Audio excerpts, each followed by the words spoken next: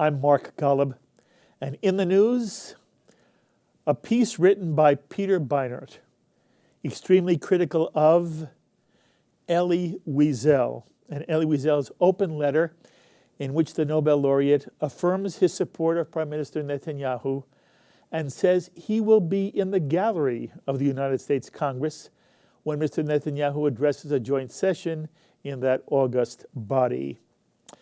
Peter Beinart takes aim at Elie Wiesel, claiming that the man who has championed the oppressed throughout the world, for which he received the Nobel Peace Prize, is failing to champion the cause of the besieged and persecuted Palestinian people and is supporting the oppressive policies of the Netanyahu government by Elie Wiesel's silence. Peter Beinart also argues that Elie Wiesel never explains why he believes a nuclear Iran poses an existential threat to Israel, which Peter contends many generals and former top Israeli intelligence officers and people like outgoing Chief of Staff Benny Gantz all agree that while a nuclear Iran represents a serious threat, it does not represent an existential threat. In other words, Peter Beinart is arguing that Elie Wiesel is guilty of joining with those who are overstating the dangers posed by a nuclear Iran, which Peter does not seem to feel poses any immediate threat to Israeli existence. By the way, we wanted to give Peter a chance to elaborate on his position relating to a nuclear Iran and on his criticisms of Elie Wiesel, but Peter was tied up today, and perhaps we can speak with him on this matter in the future. But in the meantime, we have on our phones right now one of the most astute observers of the American Jewish scene, Thane Rosenbaum, director of the Forum on Law, Culture, and Society at NYU Law School, a frequent host at the 92nd Street Y, and the author of numerous novels and books dealing with aspects of the Holocaust. He's written Secondhand Smoke, and of course you've seen Thane many times on JBS. Thane, thank you so much for joining us. Always grateful to be invited, Mark. Thank you. Thank you. Thane, are you doing any novel at the moment? I actually have a new one coming out, April 1st, How Sweet It Is. Mazal Tov, How Sweet It Is. How Sweet It Is, with an exclamation point. For those of people who remember the old Jackie Gleason show, that was one of his signature lines. Absolutely. And he's actually a character in the book, along with Frank Sinatra and Muhammad Ali and Meyer Lansky. And it's sort of it's a little like E.L. Doctorow's Ragtime, but for Jews in 1972 in Miami Beach. Is there a conflict in the novel? Yeah, I mean, there is. I mean, it's in many ways it's thematically connected to some of my other books, which is that there's, the survival of the Holocaust brought with it many mysteries. But one is, how does one re-enter the world of the living?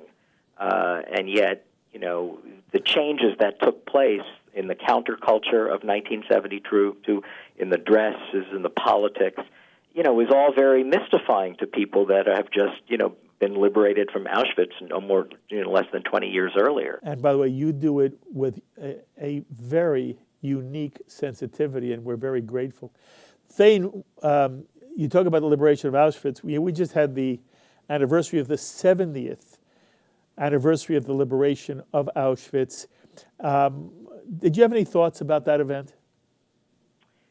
I did. I mean, it's also, as you know, I had actually, I don't know if you know, I had a piece in the Times of Israel about this because it all coincided with this incredible resurgence of anti-Semitism and neo-fascism all throughout Europe, which has even been, continued even since the 70th celebration.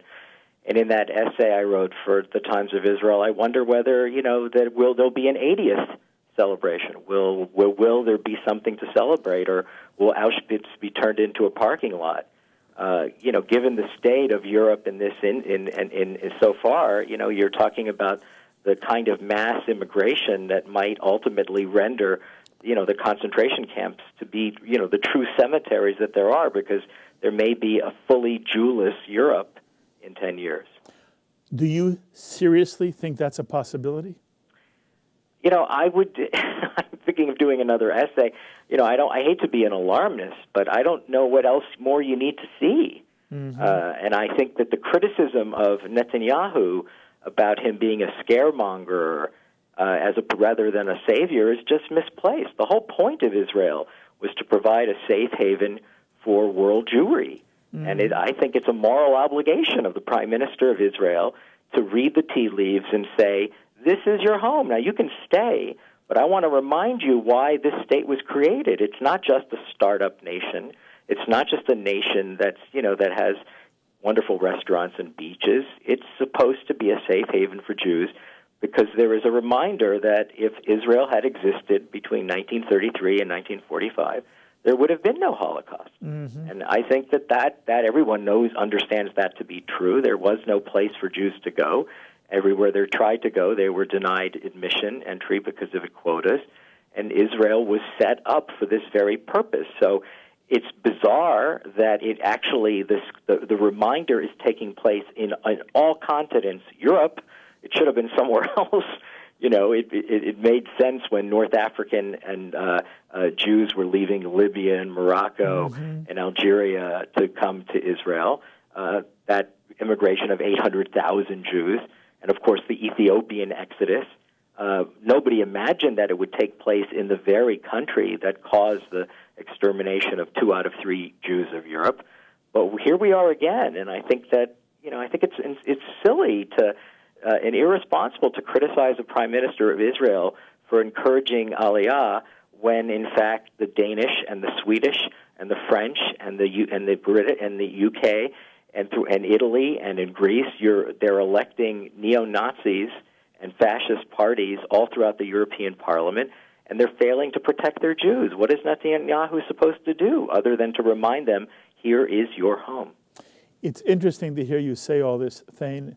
I had the chance to interview Tuvia Tenenbaum, who is a German journalist, a Jewish German journalist, born in Israel. He's a Sabra, spent time in the United States and created the Jewish Theater here in New York, and then moved to Germany, became a journalist, has written 2 very successful books, and his latest book is called Catch the Jew, in which he describes going through the land of Israel and also on the West Bank.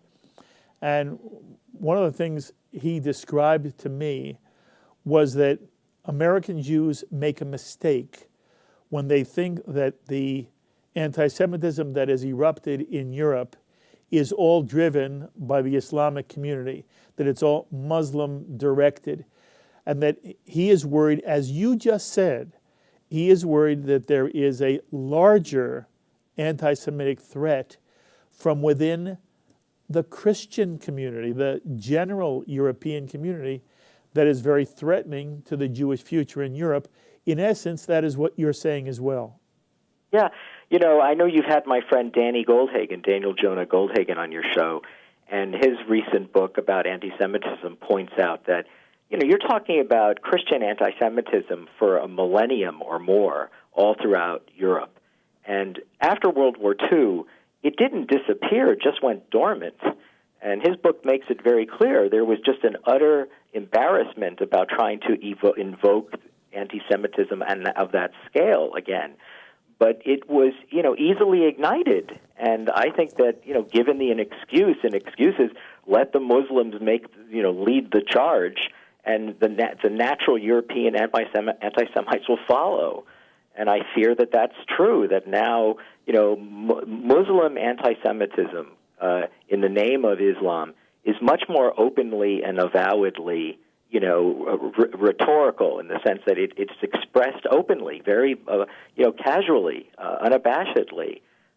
Hitler never spoke so openly about annihilating Jews as we hear among imams and among, presidents of Iran. So, it just seems that if Danny Goldhagen is right, you have a dormancy to Christian anti-Semitism that can easily be ignited, and leading the charge could be the Muslims of Europe.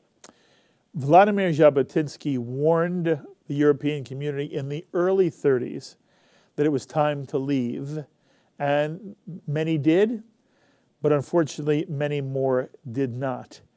The question is whether there really is an analogy today with the threat that Jabotinsky saw, this cloud about to descend upon the Jews of Europe and Eastern Europe. And it's one thing for the state of Israel, people argue, to invite Jews from anywhere in the diaspora to make Aliyah and make their home Israel. It's another for a prime minister, they argue, to say that your lives are in danger and that it's time for you to come to Israel, not because you may want to, not out of any positive desire to make Aliyah, but because, as in the early 30s, ultimately there is a cloud of real, death coming to the Jews of Europe. Are you in some way saying that Netanyahu is right in making the claim Jews should leave Europe, not because they want to make Aliyah, but because their lives are literally in danger? Look, I don't think it's the job of the Israeli prime minister to teach the president of Denmark how to protect Jews in Denmark. You know, that's not Netanyahu's job. If the presidents of these countries can't protect Jews, it seems to me that it's the natural moral obligation of the prime minister of Israel to say, warning, warning, you're not safe, come home. Mm-hmm.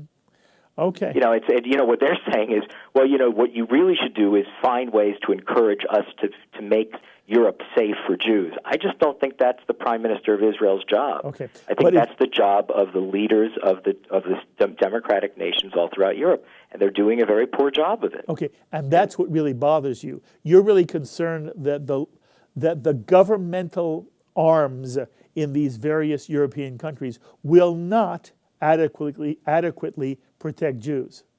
There have been all kinds of stories, Mark, as of late. Apparently, the synagogue in Copenhagen that was attacked had asked the Danish government for special protection, and they were refused. It was only after the killings that the protection came. So it's not as if, you know, this is like Benghazi all over again.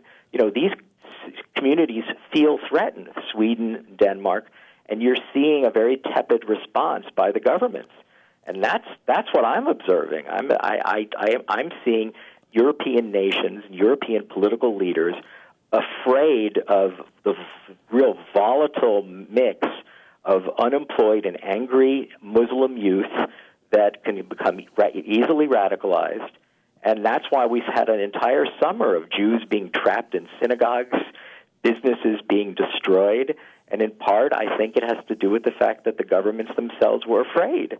And they were, you know, letting it be open hunting season to provide whatever kind of relief in a Gaza situation, as if, you know, this is all inspired by Gaza. You know, we've heard this before. This is all caused by the Israelis, and European Jews should pay the punishment for it. I could talk about this with you forever, but I want to talk about Peter Beinart's article and his criticism of Elie Wiesel.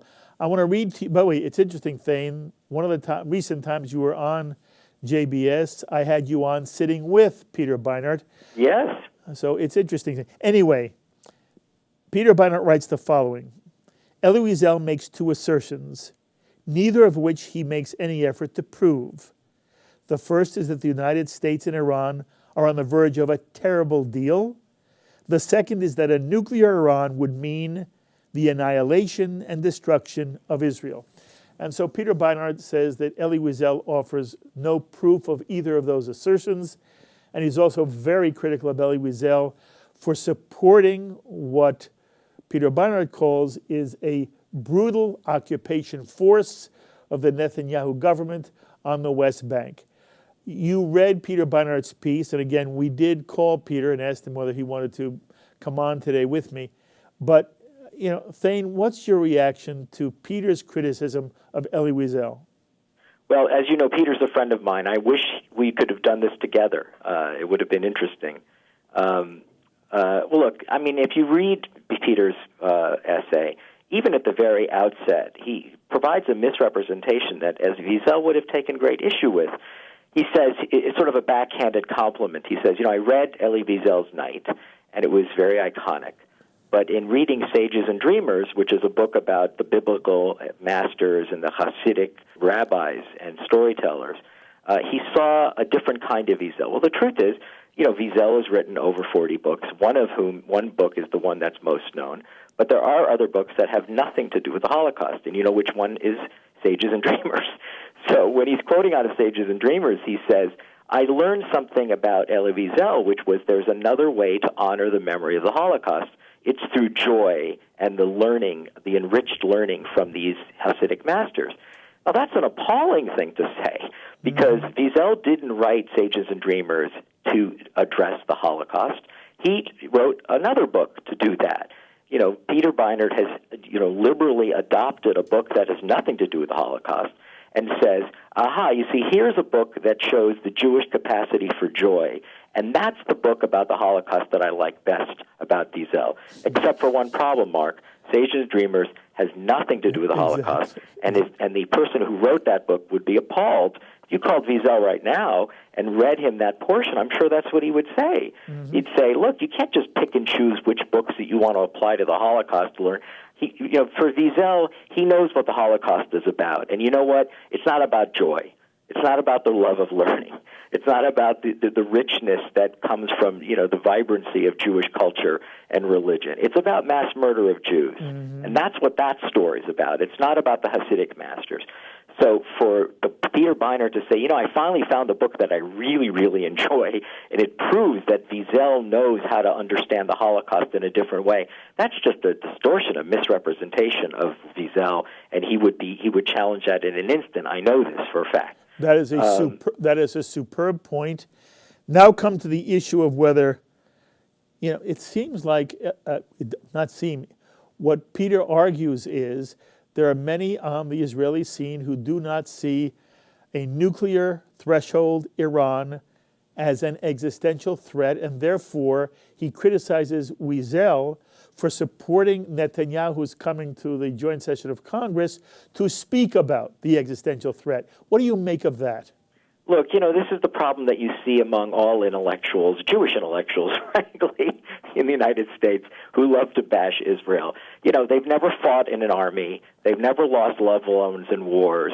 They've never experienced the true loss of actual Israelis. I'm not an Israeli general. I'm not going to get into a debate between, yes, he's invoking the names of some military figures who do not see Iran as an existential threat. But is he telling us that there aren't other military leaders in the IDF who work in Netanyahu's cabinet who aren't telling him exactly? I actually went to hear a former general just recently, a former general from the IDF, who was very clear about nothing matters. Hamas doesn't matter. Hezbollah doesn't matter. Only one thing matters. Iran. And look, I've never served in the IDF. I don't. And you know who else hasn't? Elie Wiesel. Mm-hmm. It's not Elie Wiesel's job to prove. He doesn't sit in the Situation Room in Netanyahu's cabinet. He's not been given intelligence reports from the Mossad. He's a humanist. He's a public intellectual. It's not Elie Wiesel's job to sit there with maps and models to describe the actual threat that Iran poses to Israel. There is a conflict. I don't think it's a wide conflict. I think the vast majority of the people who serve in security positions in Israel believe that there's an existential threat. Peter chooses to quote two or three other figures in Israel who don't believe it. So what? Mm-hmm. So what? It's not Wiesel's job to prove anything. Wiesel is taking it on faith that the people who are right now presently in the Israeli government feel threatened, feel intimidated by the presence of Iran's nuclear aspirations. It's enough for Wiesel. It's certainly enough for me. That's, again, beautifully said. Now, what about the criticism that Elie Wiesel, this great humanist, isn't caring enough about the brutal occupation of the State of Israel on the West Bank? Well, here's the other area. Again, it's so typical. Look, Peter and I argued about this on your show. It's the privilege of being an intellectual is that you can speak in abstractions. And so, in an abstract world, it would be really, really great if Israel never had to kill any Arab. That'd be great, and most Israelis would want that. The vast majority would want that. And yes, for Peter, as you know, and he and I debated on your show, nothing is more terrible than the fact that Palestinian Arabs are deprived basic rights when compared to their Israeli citizens. And that's just terrible, that the occupation provides that a large segment of the people living under occupation simply do not have the same basic rights and guarantees as, yes, but there's a reason for that. There's a reason for the occupation. And the good thing about Wiesel is, this is what happens, and I know this from being, people say the same thing of me in a different way. How can you call yourself a human rights law professor and believe that Israelis should defend themselves and in doing so kill Palestinian children? Look, I'm a human rights law professor. I'll tell you what I really wish. I wish that Palestinians wouldn't put their children in harm's way. Exactly. That's what I really wish, and that's what I think a human rights law professor ought to be focusing on. The human rights of children that shouldn't be used as human shields. I don't think the Israelis are targeting anybody. I don't think anyone believes that. And in the essay, he says something that if Peter and I were debating on your show, I would have quoted. He invokes the language of Rabbi Hertzberg, and he says that Wiesel makes himself blind to the capacity for Israel committing evil. Evil? Right, again, this is the kind of hyperbolic language that Peter and many people on the left, when they criticize Israel, evil is beheadings. Evil is burning people alive. Evil is ISIS. Evil is Hamas. Evil is Hezbollah. Don't use the word evil when you're referring to Israel. Israel is defending itself. Is it a perfect society? No. Does the military make mistakes? Yes. They probably take fewer mistakes than other militaries around the world throughout history, and people have reported that Israel goes to greater lengths to try to limit civilian casualties. But people die in wars. People die when countries defend themselves from missile attacks. That's the part that Peter doesn't really like to spend a lot of time talking about. Both of us know Elie Wiesel. I'm sure I'm speaking for you as well. I love Elie Wiesel. He has been a dear, dear, dear person to me for 40 years. He has supported everything I've done. He has, been willing to sit with me time and time again to talk with me on L'chaim. And he's an older man now. And he wanted to make a simple statement that in the midst of this overblown controversy over whether Netanyahu should or should not address a joint session of Congress, he wanted us to know he was going to be in the room. He was going to be there. And that he supported the Prime Minister's right to speak to a joint session of Congress and to speak about the Iranian threat, which many people, as you point out, Thane, do describe as an existential threat to not simply Israel, but the entire Middle East, and perhaps, if the ballistic missiles are created properly, ultimately an existential threat to any country in the world, including the United States of America. And what Wiesel wanted to say was, I endorse Prime Minister Netanyahu's coming to Congress. I'm going to be there. And Thane, you have every right to disagree with me. In part, I thought there was something inappropriate. It was the opposite of menschlichkeit. To go after Elie Wiesel, 86 years old, who just was trying to say something in support of Netanyahu.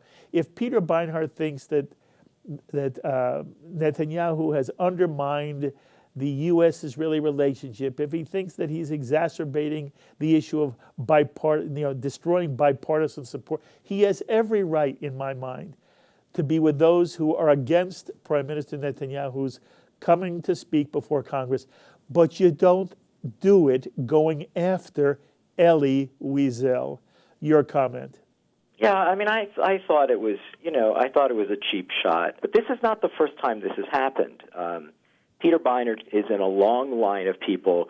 Hertzberg was one of whom. Another one was Primo Levi. Primo Levi and Elie Wiesel, although they were both survivors of Auschwitz, people forget that after 1982, in the invasion of Lebanon, Primo Levi was very, very outspoken. He, too, was an Auschwitz survivor, and he was very outspoken about, Israel's incursions throughout Europe, throughout Lebanon, and their treatment of Palestinians in the West Bank. And so this is not something that Peter, identified for the first time. Yeah, I think that Elie Wiesel is a partisan and a patriot when it comes to Israel. And I don't believe that he's been silent with respect to Palestinian suffering. Exactly. I really do. I don't think he has, exactly. But I think he does believe that the Palestinians have made so many mistakes in not taking the hand of peace that they didn't have to be in this. Because again, this is the kind of thing that I've fallen into the same problem, which is that as in the kind of world that I inhabit, you can't defend Israel, and you can't call attention to Palestinian complicity. And Peter doesn't do a lot of that either. He doesn't call attention to Palestinian complicity in their own failures. You're absolutely right. Yes, and that's my point. On the one hand, by the way, I believe Elie Wiesel has earned the right to say anything he wants and to be left alone. You don't agree with him? Fine, don't agree with him. I just believe he has earned that right. But more than that, I believe this is slander. I do not believe that Peter Beinart's description of Elie Wiesel is factually based.